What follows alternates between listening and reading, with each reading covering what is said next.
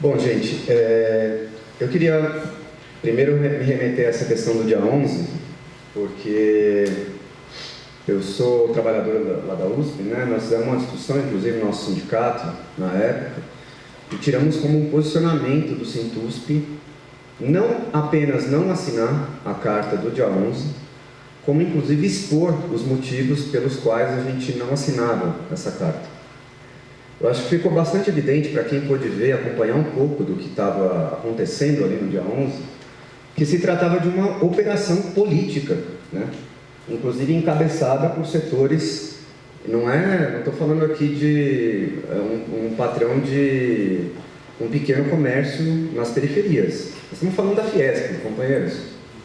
Grandes empresários, grandes banqueiros da Febraban, inclusive com o apoio, diga-se de passagem, de figuras do governo americano que estavam reivindicando o sistema eleitoral brasileiro, né?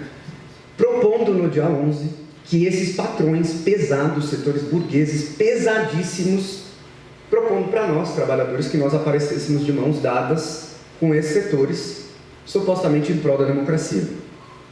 Setores esses que, diga-se de passagem, foram a favor de medidas totalmente autoritárias, como o golpe institucional de 2013, com a prisão arbitrária do Lula, que apoiaram a ditadura militar, o golpe de 64, companheiros.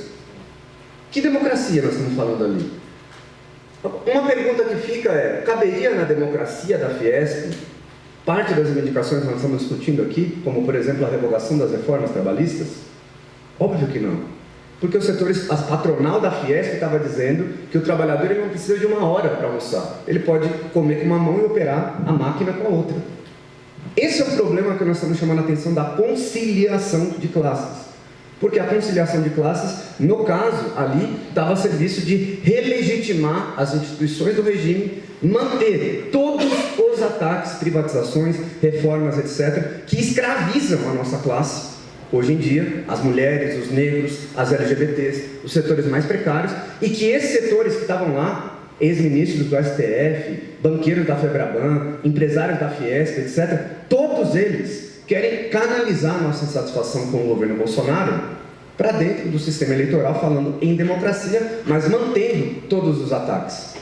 Diga-se de passagem, simbolicamente, a Faculdade de Direito foi uma faculdade que ficou conhecida por humilhar um homem negro como Luiz Gama. Foi impedido de estudar na Faculdade de Direito. E depois ali, esses racistas que querem a gente arrancar o nosso couro, vão falar em defesa dos negros, das mulheres, da classe trabalhadora?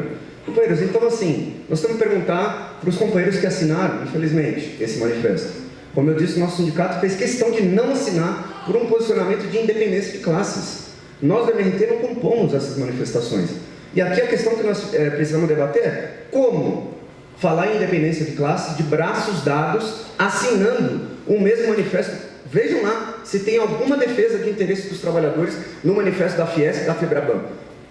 Isso não é independência de classe, companheiros. Isso é uma coisa chamada, é o oposto, chamado colaboração de classes. Infelizmente, ali estão os setores dizendo que os trabalhadores são explorados, que eles podem andar de braços dados com os seus exploradores. São setores oprimidos e assassinados por esses setores que falam de democracia, dizendo que nós temos que estar ao lado dos nossos opressores. A trajetória nossa do povo negro, inclusive da classe trabalhadora, não é essa. A nossa trajetória, pelo contrário, não é de conciliação com os nossos opressores, com os nossos exploradores. É de combate.